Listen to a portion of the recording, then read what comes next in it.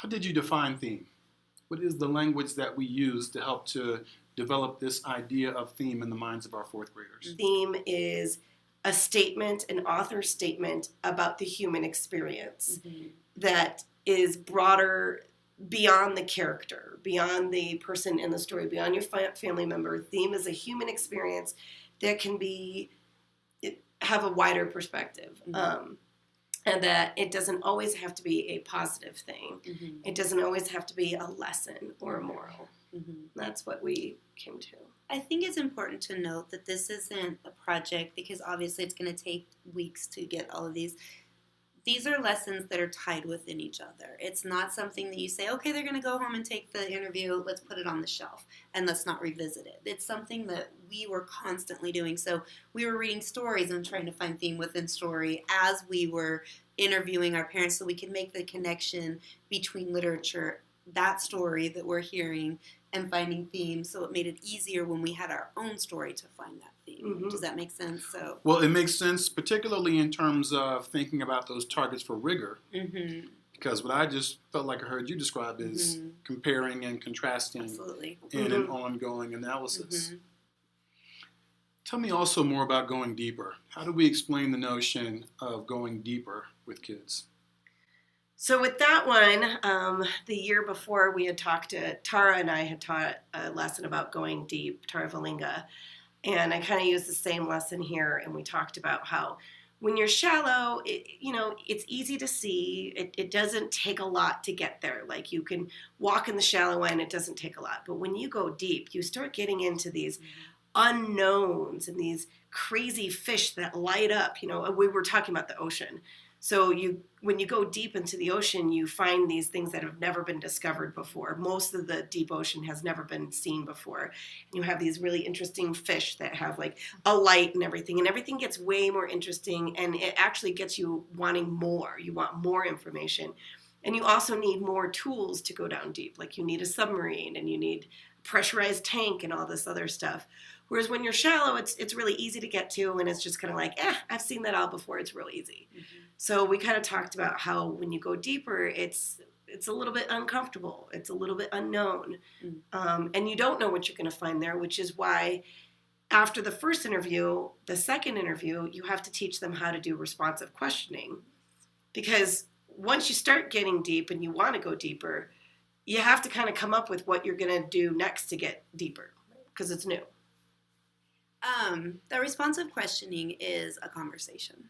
And that conversation where you are wanting to know more information. And so if you want a surface level conversation, how was your day? That's great.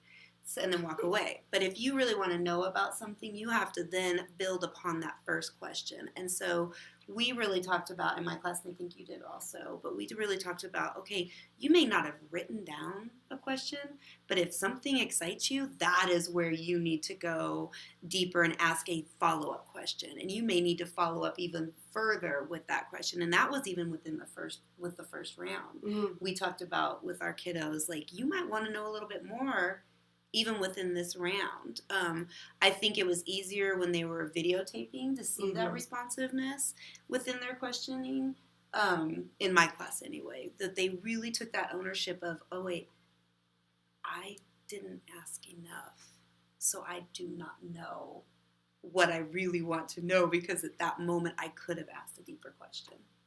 And so it was purposeful conversation. Oh, purposeful conversation, yes. And then to tag on to what you said, Chris, I think that they also had to understand that in order to be a responsive questioner, you really had to listen. Yes. Oh, gosh, yes. You know?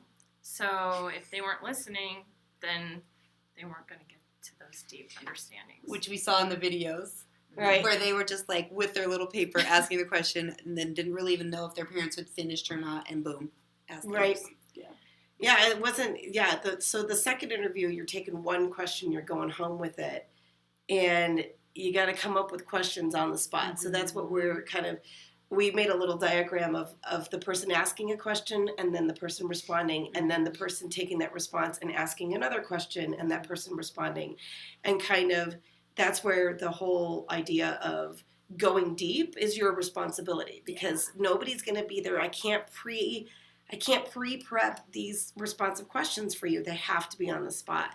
Yeah, and that's what I was gonna say about the whole writing their responses down. Like, even as an adult, when I'm trying to take notes on something, I usually tune out what's being said right then. I can't do it. So Right. the recording piece was really powerful for that, to get all the information. I just don't think that you can get.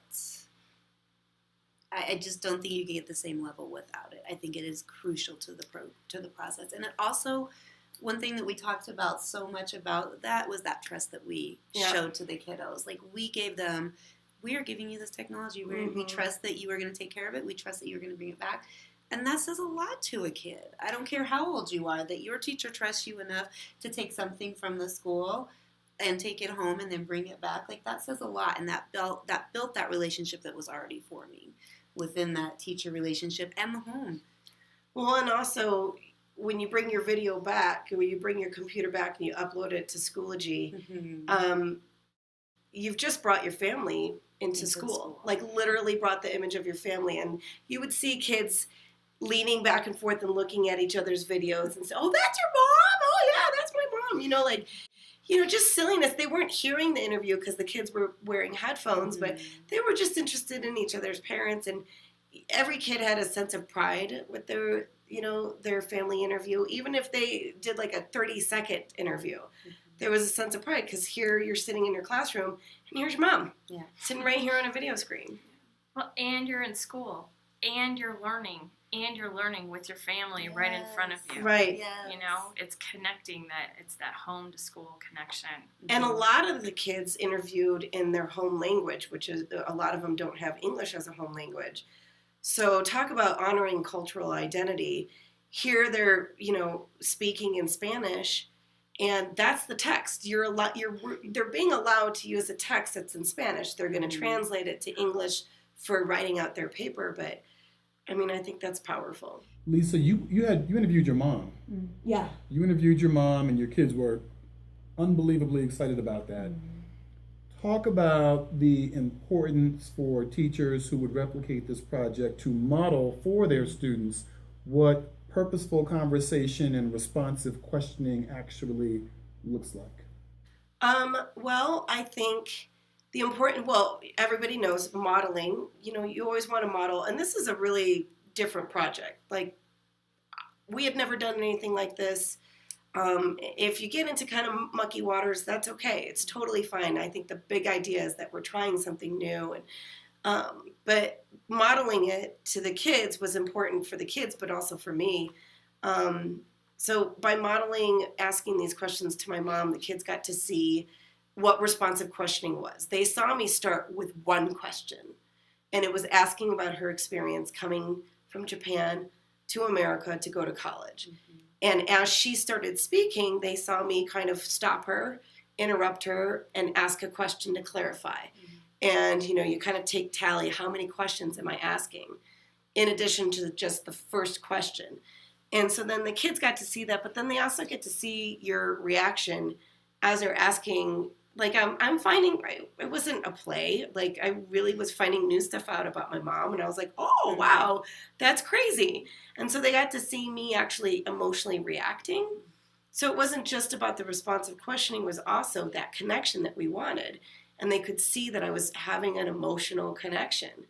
And, the kids just think it's fun, too. It hypes it up. It hypes it up. It makes it real. It makes it personal. Yeah, and I was vulnerable. I put my mom out there, put myself out there. Yeah. Showed you were invested in it. Oh, I have to say one more thing, though. Because I did the interview with my mom, I was then more clear on what the final product would be, and how to do it. I started to see where the struggles were, and where the kids would start to have struggles. Because if you've never done it before, you don't know where misconceptions and struggles will come from. So it was almost necessary for me to do that, to be able to go, oh, this is going to be a road bump, or this goes really smooth. Talk about what that looked like when the kids brought the video back to the classroom and how you directed them to use that video as a text. So in my class, I paired them up. I know you did it a little bit differently. In my class, I paired kids up that felt comfortable. We talked about, do you feel comfortable with the video the parent showing yes. So we paired them up, and we had talked then quite a few mini lessons on theme. What is theme? How can we find theme in a story? And then as they're watching the video, the other student had to try to identify the theme that was in the other story. And so if there was a kid that was like struggling, like, I don't know what this theme is, there was this beautiful conversation about, okay, what else do I need to do to try to figure out that theme? I believe that projects like this are super duper important because the relationship that you build with students, the relationship that you build with families, creates the dynamic of the classroom. So even if you have one of the hardest classes, if you have that relationship with kids, and they know that you honor them and their identity and their cultural identity, and you honor where they come from and the story that they come from, it changes the dynamics in the classroom. Well, and I think also it doesn't just create more student buy-in, but it creates buy-in from the FM at home who they've interviewed and taken into the classroom metaphorically, you know? And then there is that stronger connection from home to school. I think that this project really lends for students to see that their teacher is truly honoring who they are. Yeah.